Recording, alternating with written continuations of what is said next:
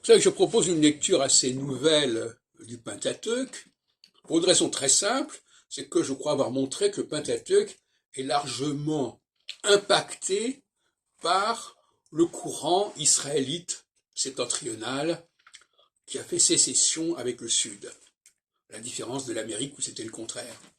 Et finalement,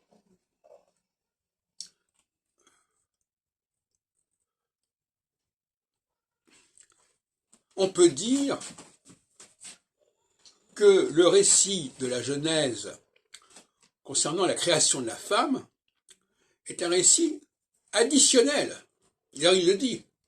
Il y a le récit de la création, et puis il y a un chapitre 2 qui nous parle d'un 7e jour, qui est rajouté, 6 jours de la création, et un 7e jour. Donc on est déjà dans la problématique de rajout, de l'addition.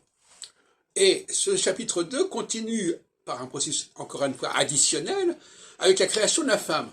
Donc le chapitre 2 de la Genèse est doublement additionnel. Et cette addition, on pourrait rajouter toute l'importance accordée dans le Pentateuque et dans la Genèse aux puits-nés, ceux qui naissent en deuxième. C'est le cas de Jacob par rapport à Ésaü, par exemple. Et Ésaü et Jacob qui va devenir Israël, justement, qui va porter le nom d'Israël. Donc, c'est pas par hasard. Et donc, finalement, on a toute une idéologie de ce qui vient après, qui est développée dans le chapitre 2 de la Genèse, et qui va donner lieu à ce qu'on appelle le Nouveau Testament, d'ailleurs. Le Nouveau Testament, c'est celui qui vient après. Et Jésus, j'ai déjà dit 100 fois, incarne la dimension israélite, comme il le dit d'ailleurs lui-même, je suis venu pour les brebis perdues de la maison d'Israël. Le mot maison d'Israël, on le retrouve bien évidemment dans les prophètes, en opposition à la maison de Juda. Donc, évidemment, le livre le plus typique de cette situation, c'est évidemment le livre de l'Exode, qui est marqué par les miracles.